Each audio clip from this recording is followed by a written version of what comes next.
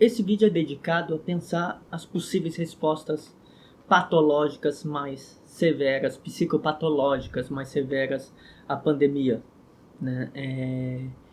Em especial, narcisismo, a paranoia e a obsessão. Por que eu falo dessas psicopatologias que possivelmente se agravam? Porque são respostas a um contexto, né?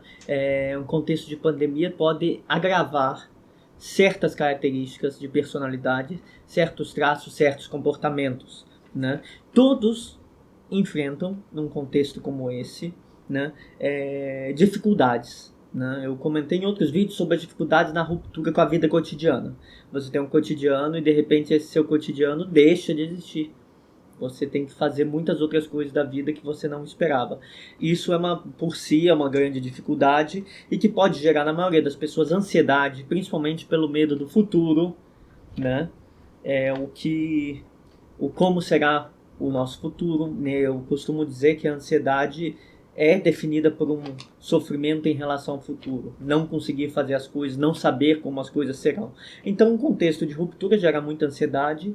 Pode gerar também muita depressão. No caso, será que eu podia ter feito algo para me ver mais seguro nessa situação ou não? Ou ficar remoendo coisas do passado porque você está inativo, está em casa remoendo erros. Então, tanto respostas ansiosas como depressivas, que podem ser desde um nível mais simples a um nível mais severo, podem ser apresentadas pela maioria das pessoas num contexto de uma crise global, né, de uma situação inesperada, né?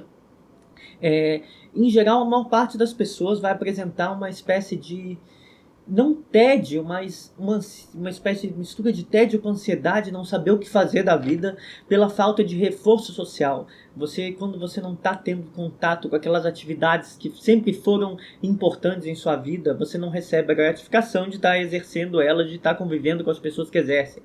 Então vai ter sempre uma certa ausência, um sentimento de ausência, de não saber o que eu estou fazendo da vida, até um desânimo, né? Ou se vê meio perdido na situação. Isso é bastante comum, né? Isso são respostas em termos de dificuldades que as pessoas enfrentam.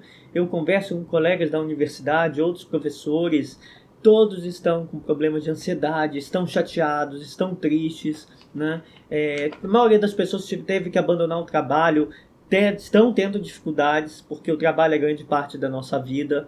Então, eu estou vendo isso como algo mais comum. No entanto, certos traços de personalidade apresentam quadros mais agravados do que uma mera ansiedade, do que uma depressão de baixa, leve, né? Em especial, o que eu vou comentar aqui é o narcisismo, traços narcisismo. Não precisa ser alguém que tem um transtorno de personalidade narcisista, nem o transtorno de personalidade paranoide, nem o transtorno de personalidade obsessivo-compulsivo. Mas pessoas que já têm um traço de personalidade, crenças análogas ao narcisismo, a paranoia ou a obsessão e comportamentos similares, vão apresentar quadros bem agravados nessa situação. Né? Eles tendem a piorar a situação e apresentar comportamentos, de certa forma, bastante nocivos para quem está em volta, né? Ou para si próprios.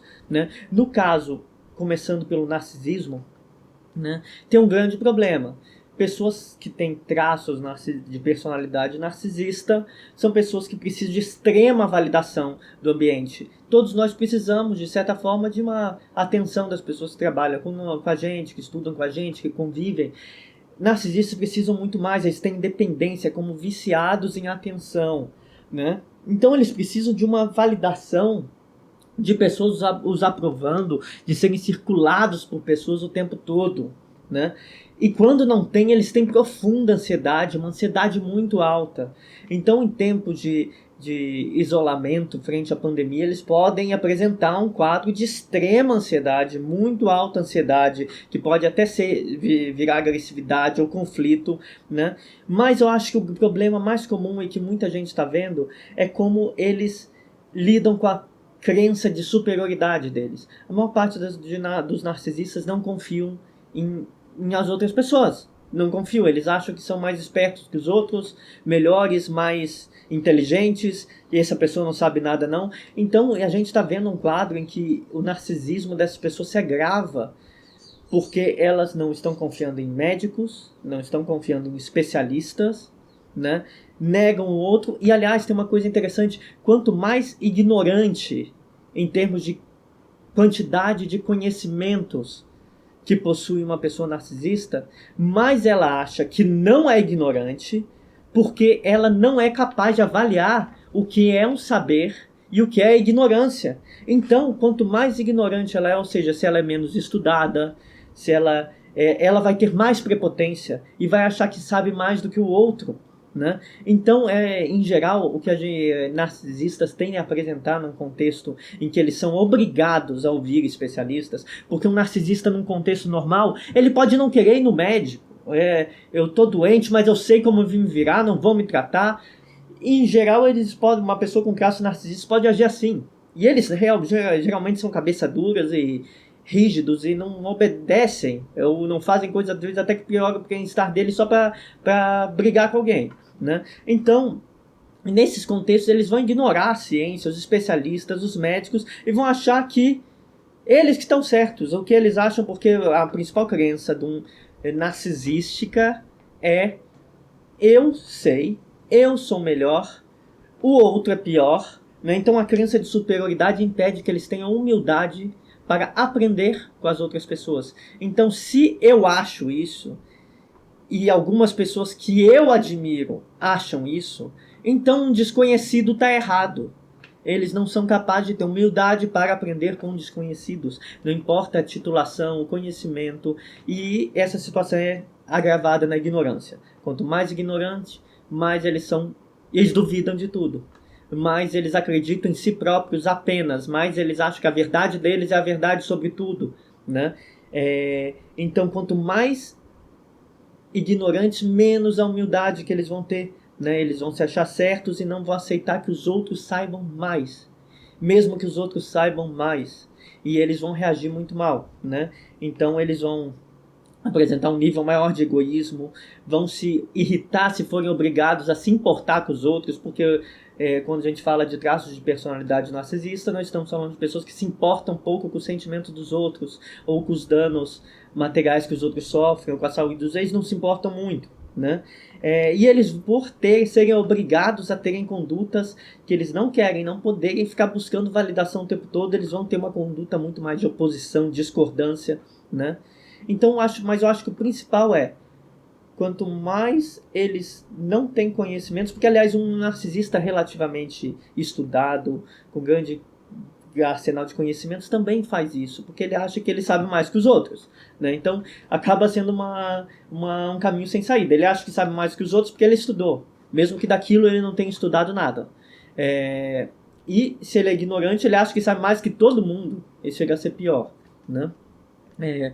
Em relação ao segundo traço de personalidade que pode resultar em comportamentos, em respostas patológicas a esse contexto de pandemia, é a paranoia. Tem pessoas que têm uma paranoia suave. Não são pessoas que têm a psicose paranoica, que veem pessoas os perseguindo, ou que ouvem coisas, ou que estão sempre atentos achando que estão sendo perseguidos, observados. E nem pessoas que têm transtorno de personalidade paranoide, que estão sempre duvidando de todos. O transtorno de personalidade paranoide é basicamente isso. Mas tem pessoas que têm traços de personalidade paranoide, ou seja, está sempre uma dúvida se os amigos não estão desenganando, a família. E, digamos, o traço de narcisismo, o traço paranoide, é a fronteira que, se você der mais um passinho, você apresenta um transtorno de personalidade, né? Então, os traços paranoides tendem a se agravar num contexto de crise, num contexto de pandemia. E aí as pessoas podem falar, tá, mas então o paranoide vai ficar paranoico achando que tem vírus em todo lugar. Não, o paranoico não tem problema com coisas. A paranoia do paranoico é com pessoas. Então ele não vai criar pensamentos paranoides e conduta de afastamento em relação à proteção dele, e sim a evitar pessoas, né? Ou eles podem achar que alguém quer contaminar eles de propósito, ou que, se eles tiverem medo da pandemia, ou achar que é uma conspiração e a pandemia não existe, porque a principal crença do paranoico é que as pessoas estão os enganando.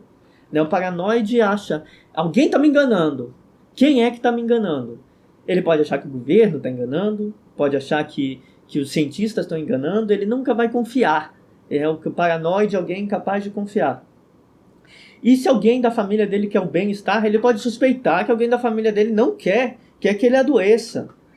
E pode achar até que o vírus não existe. Né? Então o paranoide vai ter a tendência a suspeitar de acordo com o que ele acredita.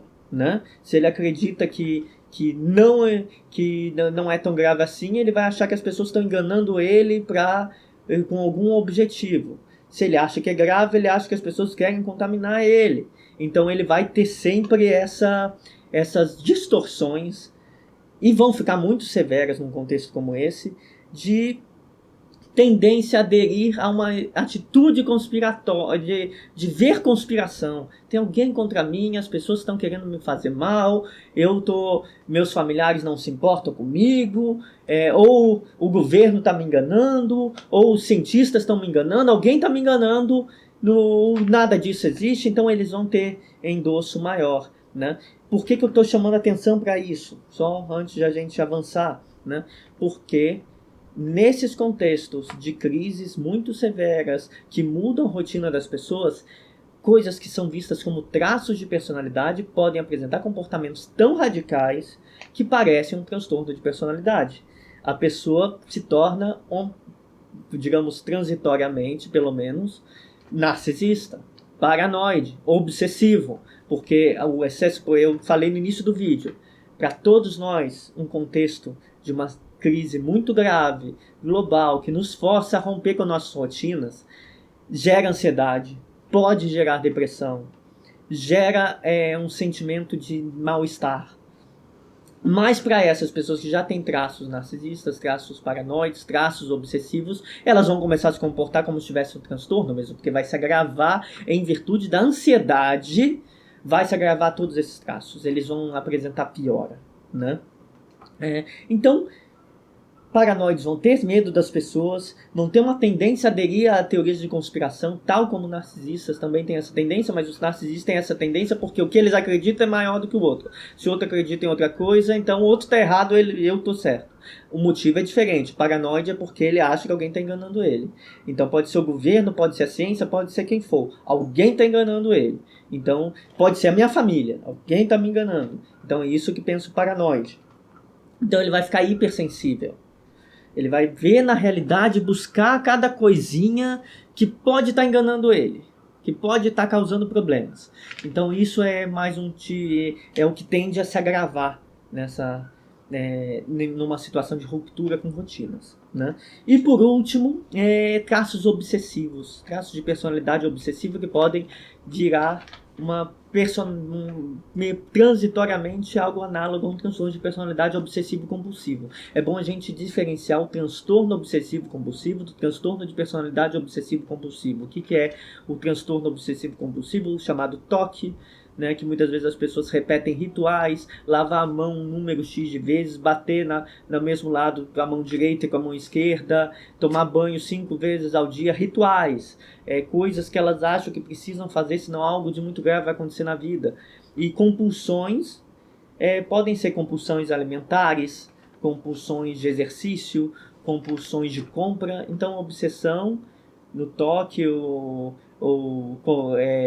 pode ser, o toque tem essa obsessão e compulsão para fazer coisas repetidas, e a compulsão sozinha pode ser essa compulsão alimentar, compulsão por compras, outros tipos de compulsões. O transtorno de personalidade obsessivo-compulsivo é diferente. Ele não precisa ter a conduta ritualizada. São pessoas que não se sentem bem se o mundo deles não está totalmente organizado. Tudo tem que estar certo, não pode ter nada imprevisto. A casa de pessoas com personalidade obsessiva-compulsiva é totalmente organizada e limpa. Né? E essas pessoas, se você traz a vida delas um imprevisto, elas surtam, gritam, e ficam descontroladas. Elas precisam ter um mundo organizado. Alguns outros transtornos também têm traços obsessivos, mas não por essa coisa de organizar o mundo, mas por se voltar para um assunto obsessivamente. Por exemplo, o autismo. Os autistas de alto funcionamento, Asperger, muitas vezes eles obsessionam num tema de estudo, né, e se tornam especialistas, estudam muito aquilo, né? Então é uma obsessão. E alguns outros transtornos, como borderline, têm amores obsessivos. Então a obsessão tem vários níveis. Uma pessoa que já tenha traços obsessivos, em meio a uma pandemia vai ter mais obsessão e mais compulsão. Então por que vai ter mais? Você vai ficar mais obsessionado numa coisa que já é objeto da sua obsessão. Porque pensar naquilo, nesse objeto da sua obsessão, te alivia a ansiedade e o medo do mundo lá fora, do que está acontecendo no mundo, do que está acontecendo na sua vida. Então, a obsessão funciona para regular. Pessoas que têm obsessão por um assunto vão mergulhar naquele assunto para se distrair, para não pensar, para não assumir os medos, para não aumentar a sua ansiedade. Então a obsessão funciona como um elemento regulatório, a ponto de as pessoas ficarem cada vez mais obsessivas, né? Quem tem traços compulsivos por exemplo, compulsão por comida, compulsão por bebida, compulsão por compra. Em contexto de alta ansiedade, esses traços vão desandar, né? Uma pessoa que tem desordens alimentares vai piorar num contexto de alta ansiedade.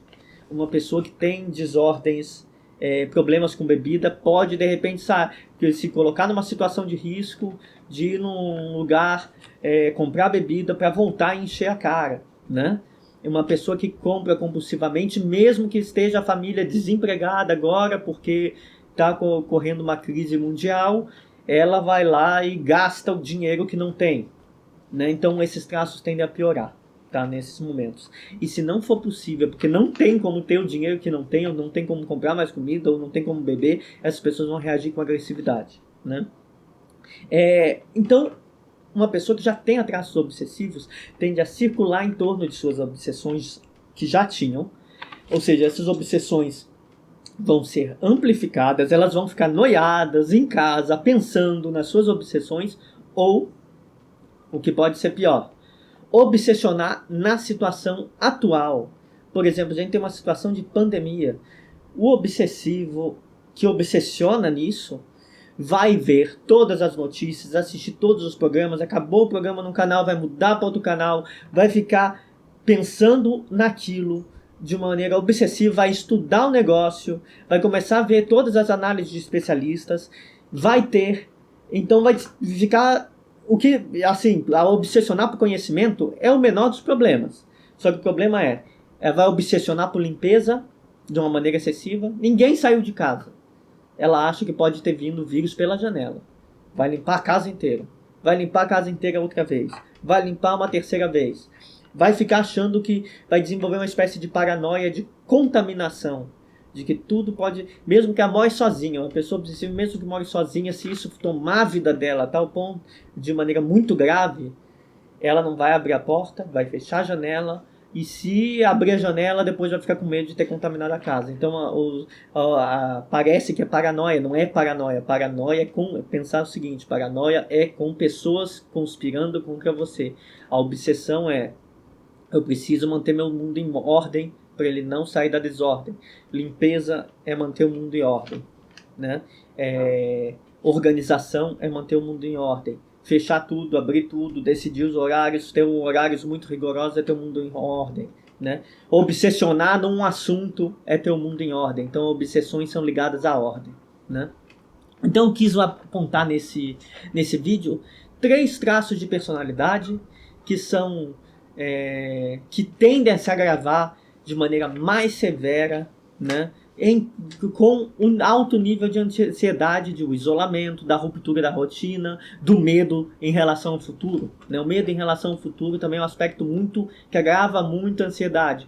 Então são 3 traços de personalidade que lidam digamos, de maneira pior do que simplesmente uma pessoa que só está com um nível alto de ansiedade, rompendo suas rotinas. Então esses traços tendem a se agravar, e como eu tenho visto muita gente falando de reações parecidas, eu resolvi gravar um vídeo e dedicar a esses traços. Espero que eu possa estar contribuindo de alguma forma para vocês entenderem esse processo de agravamento, né? De como essas condutas disfuncionais se tornam, pelo menos transitoriamente, durante esse período, mais disfuncionais.